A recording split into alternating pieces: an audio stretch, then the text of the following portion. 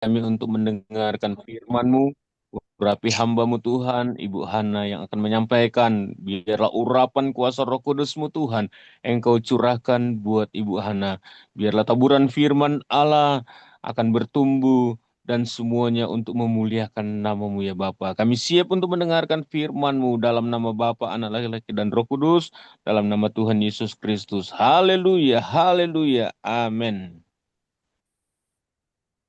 Amin. Puji Tuhan.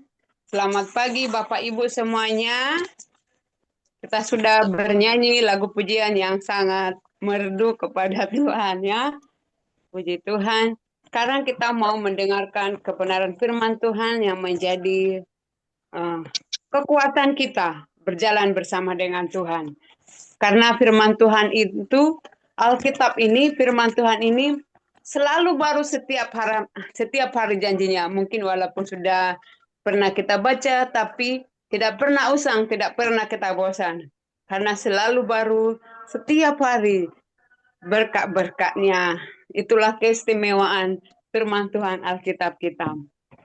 Amin. Kita mau membaca ayat firman Tuhan dari Matius 10 ayat 16 sampai 18. Matius 10 ayat 16 sampai ayat yang ke-18. Biar saya bacakan.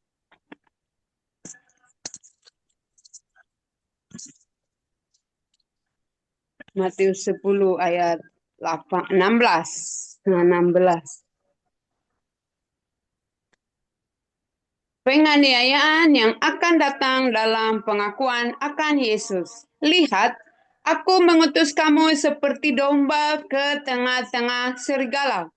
Sebab itu hendaklah kamu cerdik seperti ular dan tulus seperti merpati. Tetapi waspadalah terhadap semua orang, karena ada yang akan menyerahkan kamu kepada majelis agama, dan mereka akan menyesah kamu dari rumah ibadatnya. Dan karena aku, kamu akan digiring ke muka penguasa-penguasa dan raja-raja sebagai suatu kesaksian bagi mereka dan bagi orang-orang yang tidak mengenal Allah. Kita lanjut lagi Matius 24 ayat 9. Matius 24 ayat 9. Ayat 9 sampai ayat 9. Matius 24 ayat 9. Pada waktu itu kamu akan diserahkan supaya disiksa dan kamu akan dibunuh dan akan dibenci semua bangsa oleh karena namaku. Ayat 14-nya. Dan Injil kerajaan ini akan diberitakan di seluruh dunia menjadi kesaksian bagi semua bangsa. Sesudah itu barulah tiba kesudahannya. Amin. Amin buat firman Tuhan Bapak Ibu yang kita dengarkan buat pagi hari ini. Tema firman Tuhan yang dikasih Ibu Barita kepada saya atau tema KFI Kingdom Family bulanan dalam 1 bulan ini yaitu menikmati perlindungan Allah dalam masa kesesakan. Ya, menikmati perlindungan Allah dalam masa kesesakan. Wow. Jadi di dalam kesesakan ada kenikmatan yaitu perlindungan Allah. Nah, bagaimana supaya kita bisa menikmati perlindungan Allah di dalam kesesakan? Nah, jadi tema kecil saya untuk firman Tuhan ini yaitu derita menjadi saksi Allah. Derita menjadi saksi Allah. Nah, Bapak Ibu, tadi kita sudah membaca ayat firman Tuhan yang ada dalam Matius 10 ayat 16 sampai 18 tadi dan juga Matius 24 ayat 9. Nah, di sana berbicara tentang menjadi saksi Allah ya, menjadi saksi Tuhan, menjadi murid-murid Yesus, menjadi orang yang percaya, yang ikut Tuhan. Ya, apa yang dialami. Bapak Ibu, di dalam bahasa Yunani, kata saksi adalah martir, yaitu atau martus ya. Ya. Ini kata ini pertama kali dikenalkan pada Rasul Paulus, pada rasul sebagai saksi kehidupan, ya, kehidupan dan kebangkitan Kristus. Nah, jadi Bapak Ibu, dalam kata martir ini yaitu maknanya yaitu tantangan, penganiayaan dan cobaan demi nama Yesus Kristus, ya. Demi nama Yesus Kristus, karena mengikut Yesus mengalami tantangan, mengalami cobaan. Nah, jadi ada banyak anak-anak Tuhan, ya, dan juga tokoh-tokoh dalam Alkitab juga mengalami penganiayaan dan cobaan karena memberitakan Injil, karena bersaksi memberitakan Injil adalah satu tantangan resiko yang penuh resiko, ya. Saya tidak tahu apa Bapak Ibu pernah mengalami ketika memberitakan Injil, mengalami tantangan. Atau mungkin mulus-mulus saja atau baik-baik saja. Dan disambut hangat oleh orang yang mendengarkannya. Nah, tapi tidak apa-apa. Tapi firman Tuhan pagi hari ini bagi kita, kita belajar dari firman Tuhan, menikmati perlindungan Allah dalam masa kesesakan. Nah, jadi dalam contohnya ketika kita menjadi saksi Allah, ya, derita menjadi saksi Allah ketika kita memberitakan Injil, ya, kita mengalami banyak penderitaan. Nah, bagaimana ketika kita mengalami penderitaan di dalam memberitakan Injil? Apa kita berhenti? Apa kita lari? Apa kita tidak mau lagi untuk memberitakan Injil? Nah, Bapak Ibu, bukan hanya kita sekarang ini yang mengalami banyak penderitaan. Mungkin masih sedikit penderitaan kita, masih beda dengan anak-anak Tuhan yang luar biasa dipakai Tuhan, keberanian mereka, mungkin mereka sampai masuk penjara karena Injil, ya. Nah, Bapak Ibu, hal yang dialami oleh anak-anak Tuhan sekarang juga sudah dialami oleh jemaat awal, jemaat mula-mula, karena mereka sebagai saksi Allah, ya. Nah, jadi apa aja yang dialami oleh anak-anak Tuhan ketika mereka memberitakan Injil, Bapak Ibu. Kemarin saya cerita-cerita dengan suamiku, katanya memberitakan Injil itu ada penderitaan, katanya. Iyalah, contohlah, katanya sama saya, contohlah hidup dosen anak-anak Tuhan yang sampai akhir hidupnya, sampai Tuhan panggil dia setia mengikut Tuhan. Katanya lagi, lihatlah Bapak Robert Tarigan waktu di Filipina pernah ditembak kakinya. Nah, tapi sampai mereka sampai tua, sampai Mami Mader itu juga sampai ending, sampai Tuhan panggil setia mengikut Tuhan. Nah, siapa lagi, katanya? Lihatlah, ada juga dulu dosen Pak Christos Mas Manalu, yang punya sekolah STT Paulus di Medan. Karena penginjilan, karena pelayanan, tidak ada makanan, akhirnya mereka makan pepaya yang mentah. Pepaya yang mentah, ya, itu mereka parut, mereka dikelola menjadi makanan. Nah, jadi begitu, tapi mereka bahagia, katanya. Tapi sampai akhir hidupnya dia setia melayani Tuhan. Dia tidak lari, dia tidak mencari zona nyaman. Nah, tetapi dia mengalami sukacita daripada Tuhan karena dia tahu bahwa memberitakan Injil itu ada kenikmatan, bahwa di dalam perlindungan Allah, di dalam kesesakan ada perlindungan Allah. Bapak Ibu, mari kita lihat wujud penderitaan menjadi saksi Allah yang dialami oleh Rasul Paulus dan anak-anak Tuhan yang lainnya. Yang pertama itu yaitu ditolak, diusir, diejek, ya. Paulus juga pernah mengalami hal ini, yaitu di dalam Kisah Para Rasul 22 ayat 18 sampai 21. Kisah Para Rasul 22 ayat 18. Kita baca, ya. Kisah Para Rasul 22. Kisah Para Rasul 22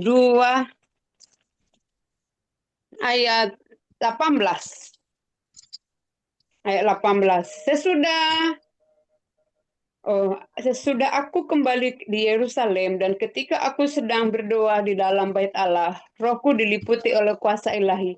Aku melihat Dia yang berkata kepadaku, lekaslah, segeralah tinggalkan Yerusalem sebab mereka tidak akan menerima kesaksianmu tentang aku.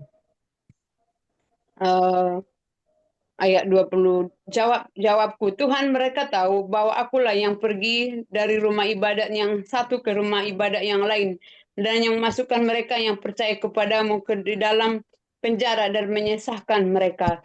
Dan ketika darah Stefanus saksimu itu ditumpahkan, aku ada di situ dan menyetujui perbuatan itu, dan aku menjaga pakaian mereka yang membunuhnya. Tetapi kata Tuhan kepadaku, pergilah, sebab aku akan mengutus engkau jauh dari sini kepada bangsa-bangsa lain. Amin. Nah, jadi Bapak Ibu, tadi sudah kita dengar bahwa Paulus juga pernah dia ditolak di Yerusalem, ya. Nah, Paulus dan Barnabas pernah juga diusir di Antioquia dan Pisidia, Bapak Ibu, di dalam Kisah Para Rasul ayat 13 dan ayat 14, ya. Paulus ditolak di Korintus, ya. Jadi mungkin apakah kita pernah mengalami penolakan atau pernah diusir atau pernah diejek, ya? Pernah diejek. Pernah diejek karena memberitakan Injil. Apakah kita pernah mengalami itu? Mungkin Pak Marudu, Pak Beni, Pak Raffles, semua kita yang ada di ibadah kita ini, ya, atau yang keluarga kita, atau yang di luar, anak-anak Tuhan yang lain. Yang apakah kita pernah mengalami penderitaan menjadi saksi Allah? Bapak Ibu, Tuhan Yesus sendiri ketika memberitakan Injil sering mengalami penolakan dari orang-orang Yahudi, ya. Tuhan Yesus sendiri. Nah, guru kita aja mengalami penolakan, ya. Nah, jadi ya nggak mungkin juga muridnya kan tidak mengalami hal yang sama. Nah, jadi puji Tuhan, Bapak Ibu, kita sudah mendengar tadi bahwa Paulus juga pernah ditolak, diusir, diejek. Nah, apalagi wujud dari penderitaan menjadi saksi Allah itu. Yang kedua, dihakimi dan diancam. Nah, siapa pernah mengalami hal ini? Yaitu di dalam Kisah Para Rasul 4 ayat 5 sampai 13, yaitu Petrus dan Yohanes ditangkap dan disidang oleh Mahkamah Agama, ya. Dan mereka diancam agar tidak memberitakan tentang Yesus atau Injil, ya. Diancam mereka. Pernah kita mengalami hal ini, Bapak Ibu, dihakimi atau diancam? Nah, yaitu ada juga di dalam Kisah Para Rasul 5, Rasul Paulus disidang dan diancam agar tidak memberitakan Injil lagi. Ya, kau disidang, kau nggak boleh lagi kau memberitakan Injil, katanya. Kalau kau memberitakan Injil, lihatlah hukumanmu. Pernah nggak kita mengalami hal itu? Bapak Ibu, saya pernah mengalami, bukan di sidang, ya, tapi pernah dibilang, kau nggak boleh lagi ibu datang ke sini, ya, katanya. Nggak boleh lagi. Nah, nggak boleh lagi ibu datang ke sini, katanya. Jadi pernah juga kita ditolak gitu, ya, ditolak. Atau dialihkan pembicaraan kita ketika kita menceritakan tentang Yesus, tentang kasih Tuhan. Nah, tapi tidak apa-apa. Kita tetap harus setia untuk memberitakan Injil, Bapak Ibu, ya. Nah, yang kedua tadi dihakimi dan diancam. Nah, Stefanus juga pernah disidang oleh Mahkamah Agama karena mereka memberitakan Injil. Ada banyak anak-anak Tuhan mungkin Mungkin kita tahu ya, banyak ya karena memberitakan Injil, akhirnya mereka harus dipenjara bertahun-tahun. Nah, tapi iman mereka tidak berhenti sampai di situ. Mereka tetap, dimanapun mereka tempatkan mereka, mereka tetap bisa menulis di dalam penjara, bisa mereka menguatkan orang-orang dalam penjara, bisa memberikan orang di dalam penjara. Jadi, kuasa Tuhan itu ketika semakin kita semakin Injil disuruh untuk berhenti, kuasa Tuhan itu tidak akan pernah berhenti. Banyak cara Tuhan untuk memakai, mendesain semua keadaan, bagaimana orang bisa mendengarkan Injil Bapak Ibu. Itulah termasuk kenikmatan perlindungan Allah di dalam masa-masa kesesakan, ya. Nah, Bapak Ibu, apalagi ya wujud penderitaan menjadi saksi Allah itu yang pertama tadi ditolak, diusir, diejek, dihakimi dan diancam. Baru yang ketiga dipenjara. Petrus dan Yohanes pernah dipenjara di dalam Kisah Para Rasul 4 ayat 3, ya. Mereka dipenjara. Mereka dipenjara bukan karena berbuat jahat, bukan karena menyelundupkan narkoba, ya, tapi mereka dipenjara karena memberitakan Injil, ya. Nah, dan apalagi para rasul dimasukkan ke dalam penjara di kota, yaitu Kisah Para Rasul 5 ayat 17 sampai ayat 19 ada di sana diceritakan, ya. Nah, Saulus sebelum menjadi Kristen memenjarakan para pekerja kudus dan jemaat. Nah, Saulus sebelum dia menjadi Kristen, dia juga pernah memenjarakan para pekerja kudus dan jemaat. Ya, jemaat juga pernah dipenjarakan dia. Ya, karena waktu itu Saulus belum Tuhan tangkap ya menjadi penginjil. Itu ada diceritakan di dalam Kisah Para Rasul 8 ayat 3 Bapak Ibu. Nanti Bapak Ibu bisa membaca Alkitabnya. Dan ada juga Petrus dimasukkan ke dalam penjara oleh Raja Herodes, ya. Paulus dan Silas dipenjara di kota Filipi. Banyak lagi Paulus ditahan dalam markas tentara. Banyak dialami ya oleh Paulus. Nah, jadi Paulus ini di dalam pelayanan dia sering keluar masuk penjara, tapi imannya tetap berkobar-kobar. Imannya tetap berkobar-kobar, jiwanya tetap membara untuk memberitakan Injil, ya. Dan yang keempat yaitu difitnah. Bapak Ibu, Paulus juga, Stefanus juga, ya, pernah difitnah karena penginjilan, difitnah menghina bait Allah dan hukum Taurat. Itu ada di Kisah Para Rasul 6 ayat 13, ya. Paulus dan Silas juga pernah difitnah oleh tuan perempuan pertenung di kota Filipi, ya. Nah, jadi semua ini sudah makanan daripada oleh Rasul Paulus, ya. Nah, jadi Tuhan Yesus juga banyak mengalami fitnahan, tuduhan daripada saksi-saksi palsu. Namun Tuhan Yesus tidak membalas dan dia tidak berusaha untuk membenarkan diri terhadap segala fitnahan itu, tetapi dia berkata, ampunilah mereka. Nah, Bapak Ibu, apalagi ya wujudnya, yaitu disiksa. Paulus pernah dilempar dengan batu hingga pingsan. Apakah kita pernah mengalami hal ini?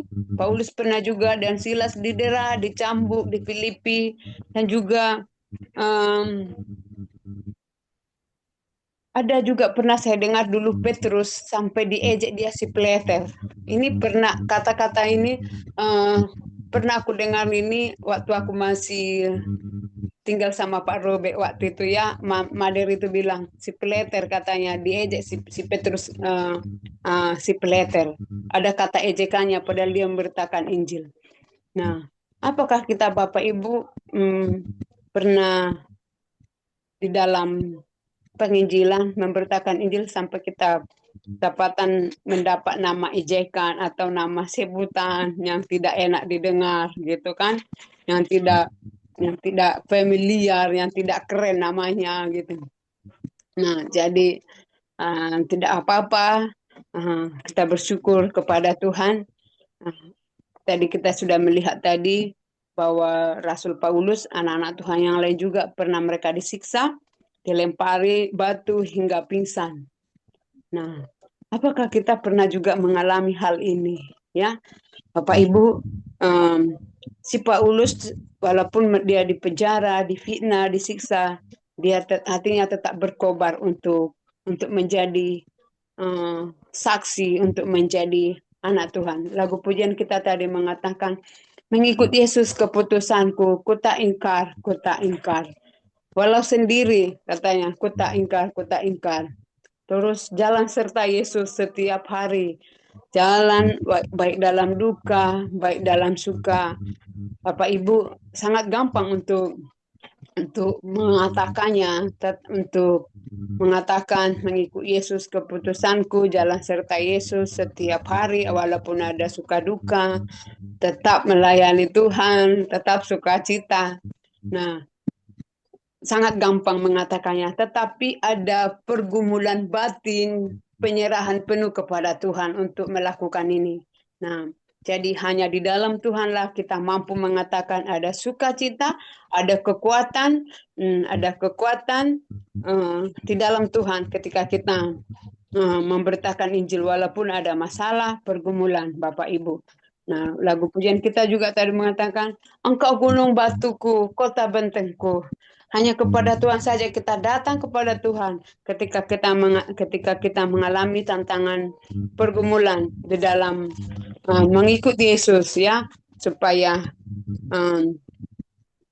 di dalam kesesakan itu kita mengatakan, Engkau gunung batuku, kota bentengku, ya Tuhan, angkat tanganku, angkat hatiku, bawa aku Tuhan mengalami kedamaian, kenikmatan di dalam Tuhan.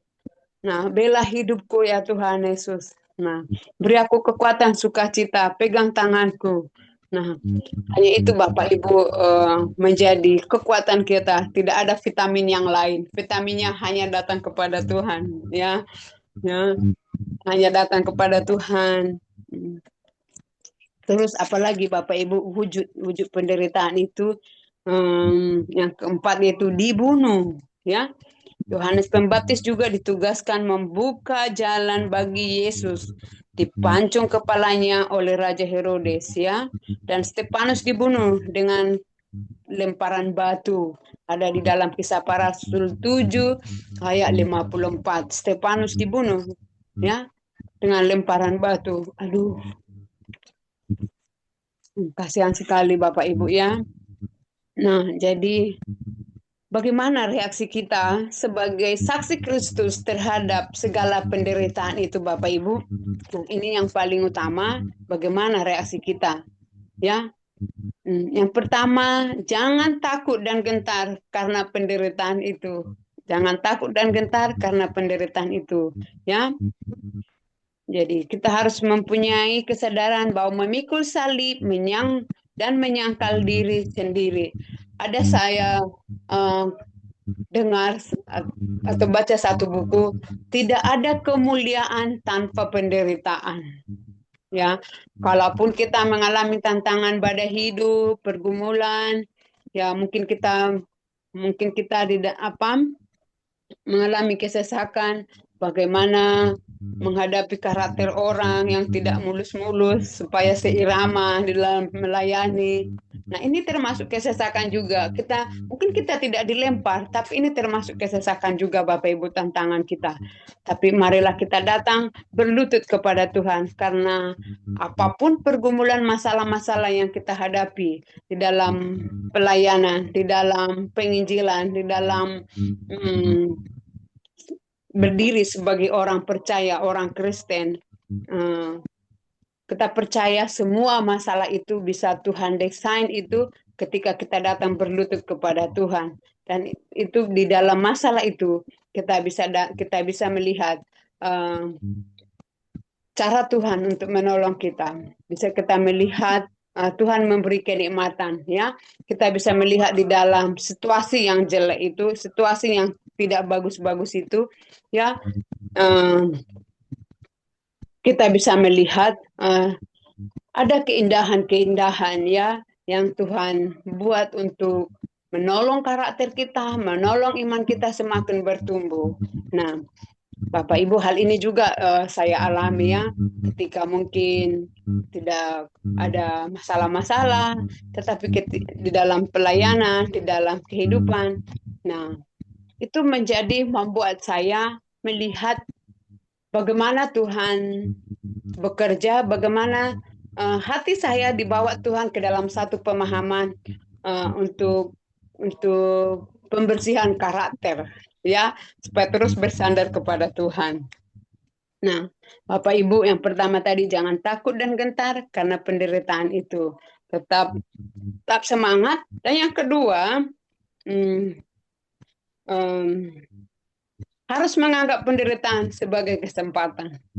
Ya, harus menganggap penderitaan sebagai kesempatan untuk ngapain? Ya, kesempatan untuk memperoleh kerajaan surga, untuk memperoleh pahala, kemuliaan dari surga, untuk memperoleh apalagi perlindungan Tuhan. Nah, Bapak Ibu, sampai sini firman Tuhan. Biarlah firman Tuhan ini yang kita dengarkan ini kita mendapat satu pembaharuan iman, iman kita semakin dikuatkan menjadi orang Kristen, menjadi pelayan-pelayan, menjadi anak-anak Tuhan yang Tuhan tempatkan di Indonesia, di muka bumi ini.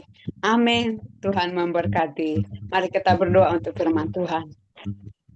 Bapak yang baik, terima kasih ya Tuhan, kami sudah mendengarkan kebenaran firman Tuhan.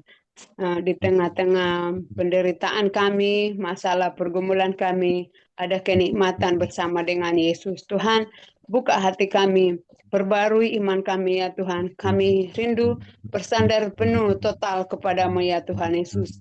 Biar roh keberanian itu menjadi milik kami. Terima kasih buat anak-anak Tuhan seperti Stefanus, Paulus, dan mungkin tokoh-tokoh orang-orang Kristen, bapak-bapak rohani yang kami dengar ya Tuhan, yang kami lihat mereka setia mengikut Engkau walaupun mereka punya banyak masalah, tekanan di dalam pelayanan, tapi walaupun mereka dipenjarakan, difitnah, atau diejek, ya Tuhan. Terima kasih ya Tuhan, mereka setia sampai Tuhan panggil mereka. Tuhan taruh hati itu di dalam hati kami ya Tuhan Yesus untuk mengikut Yesus sampai seumur hidup kami ya Tuhan. Supaya kami tidak lari dari iman kami, dari panggilan kami, tidak berhenti, tetapi kami selalu semakin semangat ya Tuhan Yesus bersama dengan Tuhan. Berikan kami hikmah daripada Tuhan, suplai kami yang daripada Sion, hal-hal yang baru, perlengkapan senjata rohani ya Tuhan, di dalam memberitakan Injil sebagai orang Kristen, sebagai orang percaya ya Tuhan. Terima kasih ya Tuhan buat firman-Mu untuk pagi hari ini. Biar itu tertanam di hati kami ya Tuhan Yesus. Dan kami lakukan sebagai orang pilihan Tuhan. Dalam nama Yesus yang hidup kami sudah berdoa dan mengucap syukur. Amin.